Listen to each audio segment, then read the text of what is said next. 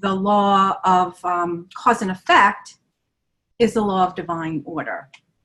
And so before we dive deeper into this teaching, this principle, this law and action, this principle, which is law and action, would like to go over how it is commonly misunderstood and misused. And so there are 3 examples that I'm going to share here, which are real live examples of how I heard people talking about divine or using divine order. So in the first one we have, I didn't get the job. Oh well, everything is in divine order. I know that God has a better plan for me. My flight to Chicago was canceled. I have to trust that everything is in divine order. I got a flat tire on my way to work. It was divine order though, because up ahead there was a big accident, and if I didn't get a flat tire, I might have been in it. And so here we look at, as Paul Hasselbeck, Unity minister, teacher, and author of Heart-Centered Metaphysics and How to Use the Truth You Know, says that in these examples, well, I gave the examples, but they reflect what he states are the 2 common ways divine order is misused. 1, it is used to mean that something outside of ourselves, that God, that anthropomorphic being, is intimately orchestrating every detail of our life. And it kind of removes us from the process where we are passive participants and we allow something out there to orchestrate every detail, which means that we do not have free will. And the other way he states it's often misused, which is also evident in these examples, is in that, oh, well, it is what it is. And that is a statement almost of, well, it is a statement of resignation. And it brings us into this passivity. So before I go into a deeper dive into divine order, I want to share something. And if you've been in any classes or even, in previous Sunday talks that I've shared, I have brought this up before. But I know that there are many people who are relatively new to us, and then there's also people who have been within metaphysical communities like Unity for a really long time.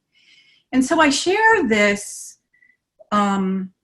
with you, that old saying that I say frequently: take what you like and to leave the rest.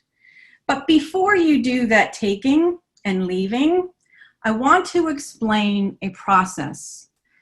Our process of evolution, our spiritual growth.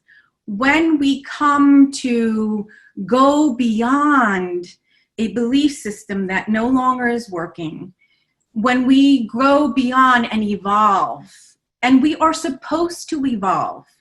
My understanding of these Unity or metaphysical teachings or mystical teachings is quite deeper. I have been in Unity for probably studying these principles and teachings for probably 26 years now. And I am still growing and evolving. And that is part of the laws, right? Of expansion, of growth. And we are those divine expressions. So we are meant to evolve and to grow. We see this in modern medicine, right? One idea of how to do a certain surgery grows and evolves. So let's start with how this all works. So we all have a common belief system. It is what we are believing right now, what we are placing our conviction, faith in. And some of those beliefs we are aware of, and some of them are in our subconscious, patterns that have been there, belief patterns that have been there. And as we grow and evolve, we start to realize sometimes, oh, maybe these certain beliefs are really BS. And so we move into the adjacent possible. Now, when I first started to look at metaphysical teachings, when I came in, I was still believing in an anthropomorphic God. It's not right or wrong, and this is not about me telling you what you should believe and what you shouldn't. But I do know that as I stepped into these teachings of knowing my own divinity and knowing the laws of infinite potential, it moves me into an active creator of an empowerment and transformation. So we move into that adjacent possible. It's like I hear that idea of God being more, maybe, of infinite potential, or that divine order is more than, oh, well, you know, everything outside of me is being orchestrated right, and I could just be a passive participant. So we get that little excitement, maybe a little uneasiness, but it's possible. We're willing to stretch. And then outside of that is what we call the non-adjacent, not possible. And we know that we are there when we hear something and we want to fight, we want to argue it, we want to discount it. And again, it just means that you're maybe not open to understanding it. But once you say, uh-oh, this is really triggering something, is this triggering me because I want to hold on to beliefs, or is it just not in alignment with my integrity? So again, just notice those feelings, not because you have to be forced to believe in them, but know that when we get into that fight, fright, freeze, that we have closed down the possibility of expansiveness. And then once we understand what the teaching might be, you want to check it out, by all means. Okay, so with knowing that, I invite us into looking deeper at divine order by first looking at the law of order. And I also, you know, those of you who've been around the block, so to speak, to these teachings, like I said, always have beginner mind, because you may have heard of this before.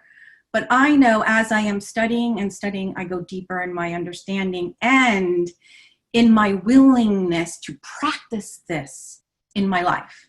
So here we go. The law of order. Charles Fillmore, in the paper that he penned called The Mysteries of Genesis, states that order is the first law of the universe. Indeed, there could be no universe unless its various parts were kept in perfect harmony. Science would agree. So we see this law of order outpicturing in our universe, in our physical experience. We know that there's a certain way and order and flow of how the earth revolves around the sun. It doesn't decide to go this way one day, out this day, in this day. There's a certain order. And as we watched that Get Ready My Soul, we saw the beautiful caterpillar morphing, going through the stages, right, of its evolution until it develops into a butterfly, which is the stages of us always stretching and evolving.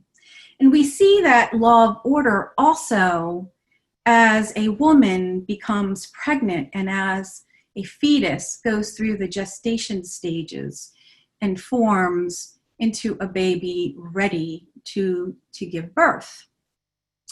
And so not only does the law of order apply to the physical world and the universal laws, but the law of order also is evident in the law of consciousness. Everything that we experience in our beingness, everything that is in manifest form, follows a similar sequence. There is an exact sequence. And that sequence is mind, idea, manifestation, expression is another way of saying that. So that really is the law of divine order. Mind, idea, manifestation, expression. So when we talk about cause and effect, mind, action, this is the sequence in which we are talking about, in which we bring into our experiences, whether it's within our physical body, within our mind, or in our lives, that the manifestations that come into our lives.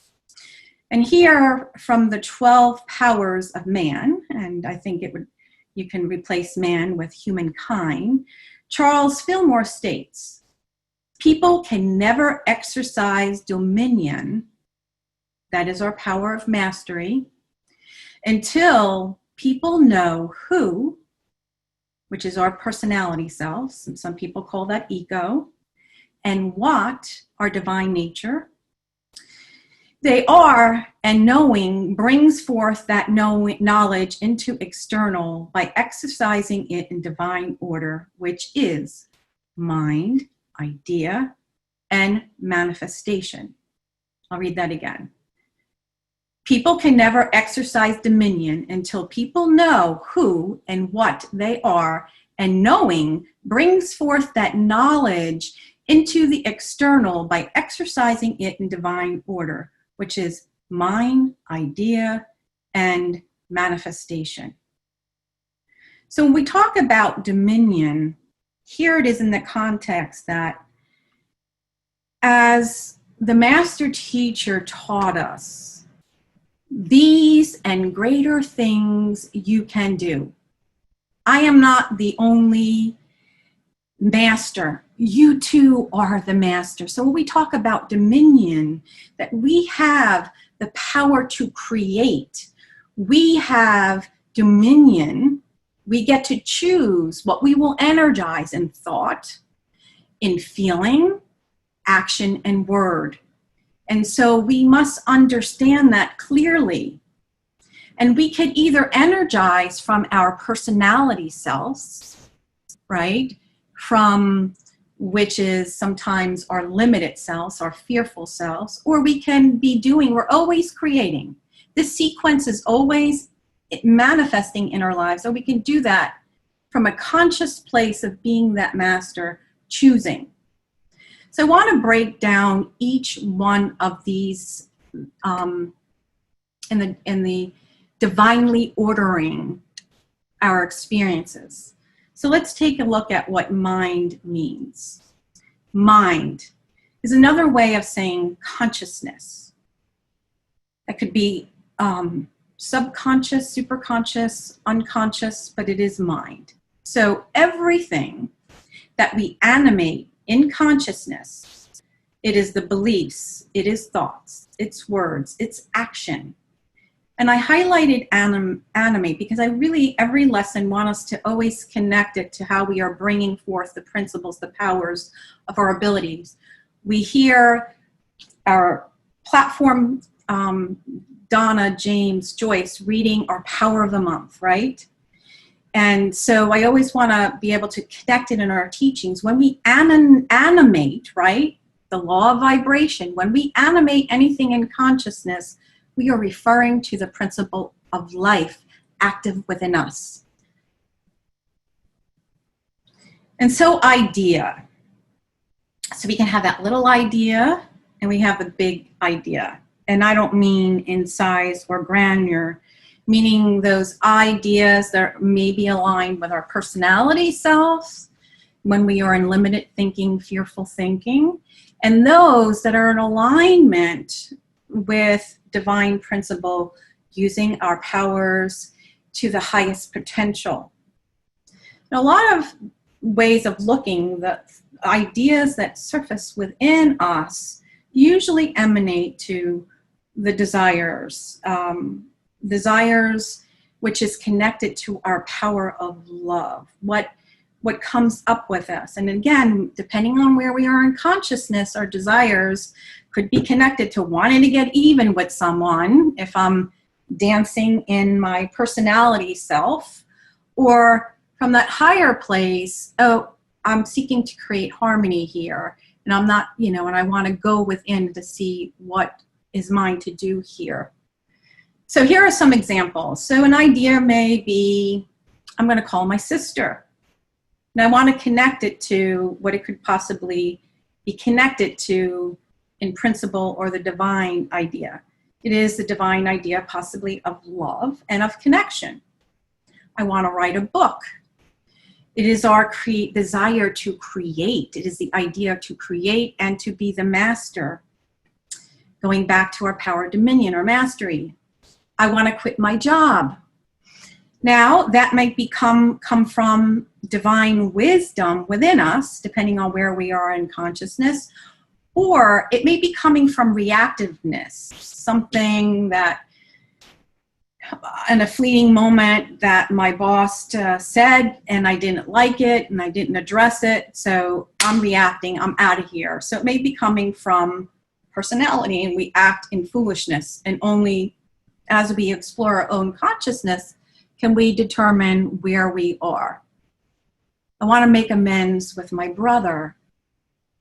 Beautiful idea, desire of the heart that surfaces. And then we can connect that to the divine idea of love, of harmony, right? And of integrity. You know, maybe I said something, you know, that I regret, that wasn't, you know, the nicest thing that I ever did. Okay, so love, our power of love, is about harmonizing everything to be in integrity with our highest self. I want to tell my boss off. And so we look at our power of dominion. Am I using that in a forceful way, or am I using that with wisdom, where I'm going to speak what I'm needing or how I felt about something? Again, we get to decide only when we examine our own consciousness. And what about the idea, that the desire that emanates, many of you have or have done, want to start your own business? And that is connected to our conviction, our faith, with our ability to be masters, our creators, connected to the principle of abundance, of service, of joy. And so every week, when we do that, I just share this with you. Anybody who's wanting the full chart of all the powers, so that as you are beginning to look at divinely ordering your thoughts, divinely ordering your feelings, divinely seeing where those ideas that are popping up in you, if they're connected through to your personality self, or capital I, divine idea principle. So that's why I just wanted to connect this so that you have that understanding. And I just give you a couple examples here. So if I am doubting something, or, you know, I want to start that business, and ideas come up like, no, I really don't have that ability. Oh, you know, the market's not good right now. I am not coming from my centered divine ideas. I'm coming from the underdeveloped. And we can move down to wisdom. You know, I was talking about, you know, also telling your boss off. Now, it may be connected to, there was, you know, in my code of honor, like we talked about, you know, there was something that was not in alignment with my integrity. So how do I use wisdom to communicate that versus, you know, I'm going to talk about them to everybody, I'm going to talk smack, so on and so on, I'm just going to stuff it, or I'm being on the overdeveloped, or I'm going to, you know, think I'm wishy-washy. I think I copied the same thing twice. So on the left, it really should be wishy-washy. I'm just going to take it. There's no other job out there. And on the other side is where I become the gossip. And so now we move into, so we looked at mind, which is everything that I hold in consciousness, which is my thoughts and my feelings, and I give it life. Then we looked at, which leads to ideas, all different ideas depending on where I'm in consciousness. Then we come into manifestation. What do we mean by manifestation? Manifestation could be something I am experiencing within my physical being. And a manifestation could be something that appears in our lives, like that new job, a new car, a new relationship, so on and so on. So I want to give an example here. So let's say that I'm holding in consciousness the belief, going back to that boss example, that my boss is unfair. He is selfish. He is demanding, or she, whatever gender you want to put, if you can relate to this. Now, when I'm holding those thoughts in consciousness, usually the feelings that may surface would be anger, frustration. It could be helplessness. It could be powerlessness. And so when I have those seed thoughts, right, consciousness thoughts, my boss is unfair, and I am energizing it with giving life to helplessness, hopelessness, powerlessness, anger, and frustration, I will manifest or experience, possibly, as the Italians would say, some agita, an upset stomach. Maybe I feel tightness. Maybe I find it's hard for me to focus. Maybe I, through the day, just ruminate over and over, and I'm beginning to have a headache, and I don't feel so good. Or maybe it comes out where I'm talking about it over and over. It manifests where, I'm calling, my same friend over and over, talking about it. And then eventually, it actually, and I've had many people who had this belief about their job or about their boss, and they were long period of time, we're seeding in consciousness, we're seeding in mind those thoughts with emotion, animating it, and the idea that they were powerless instead of they were powerful, right? That's the idea that they were having. Actually move from not just feeling like, short or irritable headaches to getting laid off or getting fired, instead of claiming the idea, changing the thought that I am powerful, and what am I being moved to do here? So I would like to just show, so how does divinely ordering, changing that into action, into a verb, moving from divine order to divinely ordering, how is this useful? How is this empowering? Well, first, it helps us to live with knowing that we are powerful creators. I spoke of last week when I shared that Carolyn Mace said that we are more powerful than we know, which is in alignment with the master teacher said, that these things and more you can do. So it brings us into clarity how to follow the sequence of how to bring that purposeful desires, heart's desires, into creation. It also helps us to overcome difficult situations. Let's take a look at that first example that I started with when I said, how it was misused. I didn't get the job. Oh, well, everything is in divine order. I know God has a better plan for me. When we are experiencing, a disappointment or a difficult situation, and here in that one, it takes us totally out of the picture. So when we begin divinely ordering and using that law, we begin to say, okay, let me get clear. What have I been holding in consciousness mind about this job? Is it something that I'm really excited about, or is it like, hey, you really need to get a job and you have to do it now? And then what am I holding about myself? Am I holding the belief that I am powerful, that I am confident, and that I am courageous, and that I am equipped? Or do I believe like, I'm really not all that. I don't really have the ability. And then we begin to think of that disempowered self. The limited thinking starts to come up.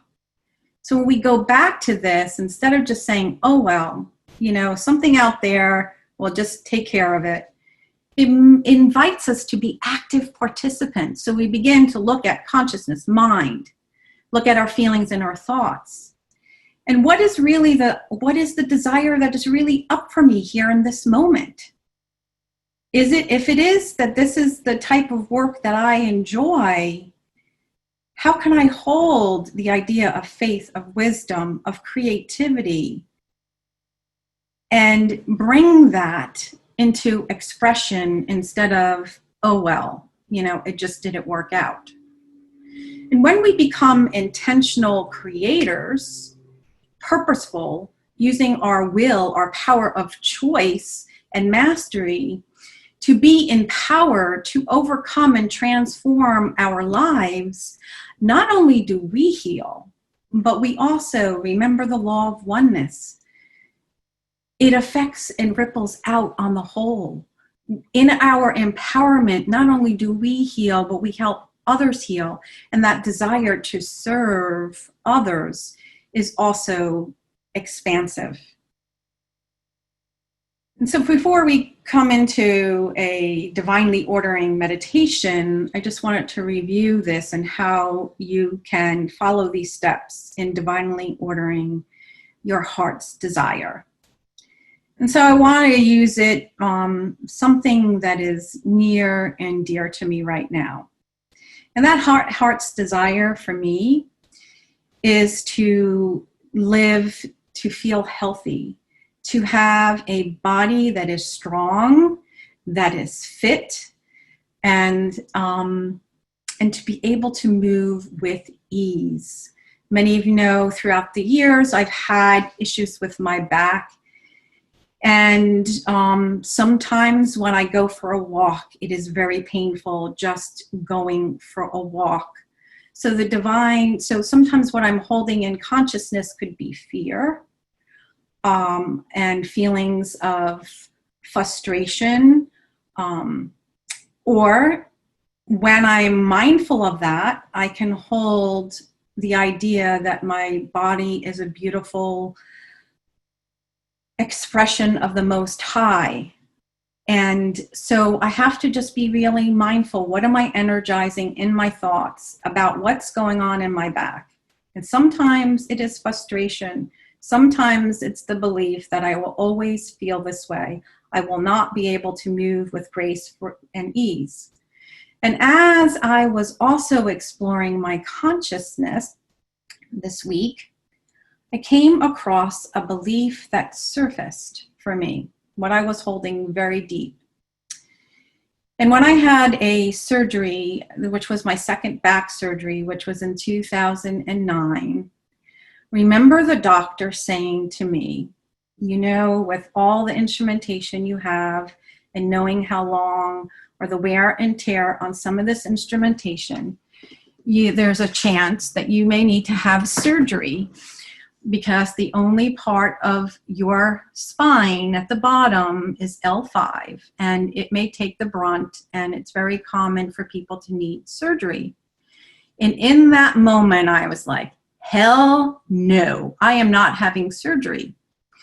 Now, it is nice to know that I am a powerful creator, and I also know that a divine idea is also surgery and the modern medicine. And so I was noticing that as I've been trying, the many ideas that were surfacing in my consciousness, whether it be go for energy work, whether it be chiropractic work, acupuncture, massage, so on and so on, the epidural. What I was really holding in consciousness, what I was realizing was that I somehow was thinking I was not a master, that I was a failure, that somehow I wasn't trying hard enough. And so as I began to get gentle and realize what was really operating in there, I was not allowing the idea of me as a beautiful expression to take hold. I was not allowing the idea that the wisdom of divine ideas expressing of modern medicine is not about me being a failure, but I live in a world of impermanence. And that impermanence is those rods that sometimes things happen, just like the flat tire, things happen with physical things. And so I began to energize and animate, right, which is our power of life, healing and wholeness and beauty. And I began to use my imagination of seeing myself walking with great ease and with comfort, and even dancing. And as I began to look at what all my choices could be, I do that weeding out process of which choices are in line with this divine idea of honoring my body, beauty, healing, ease, and grace. You know, being hard on myself is not connected to it. And, or the choices or the ideas that I've tried that really have not resulted in my idea of my realization or manifestation of walking with ease, pain-free. And so I get to choose again as I let go and look at the power of choice. And I have to say, as I've been exploring this over the past few weeks, the pain level in my back has subsided just in me being open, just in being open. So I have been experiencing some healing. So I am just open, and who knows where it would lead me. But as I began to divinely order what I am holding in consciousness with feeling, what ideas are really popping up, and are they coming from my lower self or higher self, then it affects what I am experiencing, what I am manifesting in my body and in my world. And before I close, I would like to just share a couple things about this whole creative process, divinely ordering your life. We hold an idea and feeling in mind, and sometimes there are things that compete in our subconscious. And so that may get in the way of what we're out picturing, just like I was sharing in my example. So we look at the germination period, right? Just like a baby, a fetus develops, just like the caterpillar develops. We have to have the knowing. Yes, it follows a sequence, but there is a germination process. And it is also connected to our own readiness. And then I put weeds, just like I was weeding my garden, which is our power of elimination, that I was looking at a belief that I wanted to relinquish, that no longer served me. And we do this over and over again. And we also weed out those choices and ideas that we first float with, and we're realizing, hey, maybe this is not it. It's the creative process. And then we weed those out and we choose again. And this process of divinely ordering our lives takes vigilance. It's not just something you do in a one-day meditation. It takes determination. It takes perseverance. And most of all, it takes the ability to be self-aware. Self-knowledge is a stepping stone to enlightenment. And then lastly, I just like to share, we also live in a physical, yes, we are divine beings, right? We are spiritual beings having a human experience. We live in a world of impermanence.